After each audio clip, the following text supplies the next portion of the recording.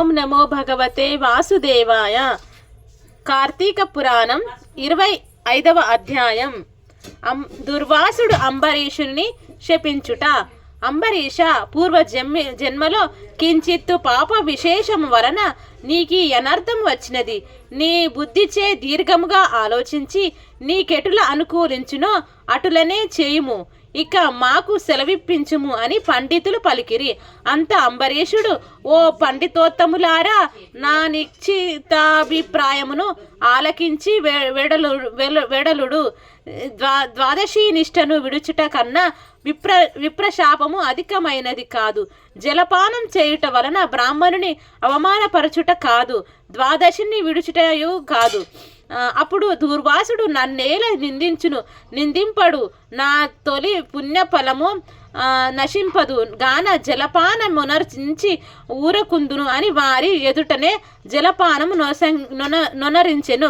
అంబరీషుడు జలపానమునరించిన మరుక్షణమే దుర్వాసుడు స్నాన జపాదులు పూర్తి చేసుకొని అక్కడికి వచ్చెను. వచ్చిన వెంటనే ఆ ముని మహారౌద్రకారుడై కండ్ల వెంట నిప్పులు గ్రక్కుచు, ఓరి మదాంద, నన్ను భోజనానికి రమ్మని నేను రాకనే నీవేళ భుజించితివి.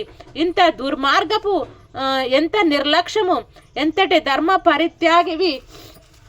అతిథికి అన్నము పెట్టేదనని ఆశ చూపి పెట్టకుండా తాను తినినవాడు మలభక్ష కగుడును. అట్టి అదముడు మరు జన్మలో పురుగై పుట్టును. నీవు భోజనమునకు బదులు జలపానము చేసితివి, అది భోజనముతో సమానమైనది. నీవు అతిథిని విడిచి భోజించినావు కాన నీవు నమ్మక ద్రోహి వగుటయే గాని హరిభక్తుడు వెట్లు కాగలవు.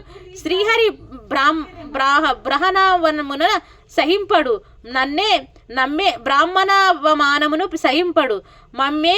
మమ్మెవమానించుట ఎనినా శ్రీహరిని అవమానించుటయే. నీ వంటి హరినిందాపరుడు మరి ఎక్కడు లేడు. నీవు మహాభక్తుడవని అతి గర్వం కలవాడవై ఉన్నావు. ఆ గర్వముతోనే నీవు నన్ను భోజనముకు ఆహ్వానించి అవమానించపరిచి నిర్లక్ష్యముగా జలపానము ఉనరించితివి. అంబరీష, నీవెట్ల పవిత్ర రాజకుటుంబంలో పుట్టినావురా? నీ వంశము కలంకము కాలేదా అని కోపంతో నోటికి వచ్చినట్లు తిట్టెను. అంబరీషుడు ముని కోపమునకు గడగడా వణుకుతూ ముకుచిత హస్తములతో, మహానుభావ, నేను ధర్మహీనుడను. నా యజ్ఞానముచే నేనీ కార్యము చేసి తిని నన్ను రక్షింపుడు. బ్రాహ్మణునకు శాంతియే ప్రధానం. మీరు తపోధనులు, దయా దాక్షిణ్యములు కలవారు కాన నన్ను కాపాడుడని అతని పాదములపై పడెను. దయాశూరుడైన దూర్వాసుడు అంబరీషుని తలను తన ఎడమ కాలితో తన్ని, దోషికి శాపమియ్యకుండా ఉండరాదు. నీవు మొదటి జన్మలో చేపగాను, రెండవ జన్మలో తాబేలుగాను, మూడవ జన్మలో పందిగాను, నాలుగవ జన్మలో సింహముగాను, ఐదవ జన్మలో వామనుడుగాను, ఆరవ జన్మలో క్రూరుడవుగాను, బ్రాహ్మణుడవుగాను, ఏడవ జన్మలో మూఢుడవై రాజుగాను, ఎనిమిదవ జన్మలో రాజ్యం గాని సింహాసనం గాని లేనట్టి రాజుగాను, తొమ్మిదవ జన్మలో పాషాండమత్తాస్తునిగాను, 10వ జన్మలో పాప బుద్ధి గల దయలేని బ్రాహ్మణుడుగాను పుట్టెదవు గాక అని వెనక ముందు ఆలోచింపక శపించెను. ఇంకనూ కోపం తగ్గనందున మరలా శపించుటకు ఉద్యుక్తుడగుచుండగా శ్రీ మహావిష్ణువు బ్రాహ్మణ శాపము వృధా కాడకూడదని తన భక్తునికి ఏ అపాయం కలగకుండుకు అంబరీషుని హృదయంలో ప్రవేశించి, మునివర్య, అటులనే మీ శాపం అనుభవింతును నని ప్రాధేయపడెను. కాని దూర్వాసుడు ఇంకనూ కోపం పెంచుకుని శపించబోగా శ్రీమన్నారాయణుడు తన సుదర్శన చక్రమును అడ్డుపెట్టెను.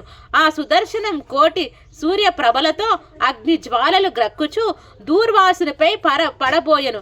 అంత దూర్వాసుడు ఆ చక్రము తనను మసిచేయునని తలంచి ప్రాణముపై ఆశ కలిగి అచటి నుండి బ్రతుకు జీవుడా అని పరుగుడెను. మహా తేజస్సుతో చక్రాయుధం దూర్వాసుని తరుముచుండెను. దూర్వాసుడు తనని కాపాడమని భూలోకమన్న ఉన్న మహానుమునులను దేవలోకమున కరిగి దేవేంద్రుని బ్రహ్మలోకునికి వెళ్ళి బ్రహ్మదేవుణ్ణి కైలాసమునకు వెళ్ళి పరమేశ్వరుణ్ణి ఎంత ప్రార్థించినను వారు సైతం చక్రాయుధము బారి నుండి దూర్వాసుని కాపాడలేకపోయిరి. ఇట్లు స్కంద పురాణంతర్గత వశిష్ఠ ప్రోక్త కార్తీక మహత్యమందలి 25వ రోజు పారాయణం సమాప్తం. సర్వం శ్రీ లక్ష్మీనారాయణ అర్పణమస్తు. ఓం శాంతి శాంతి శాంతి.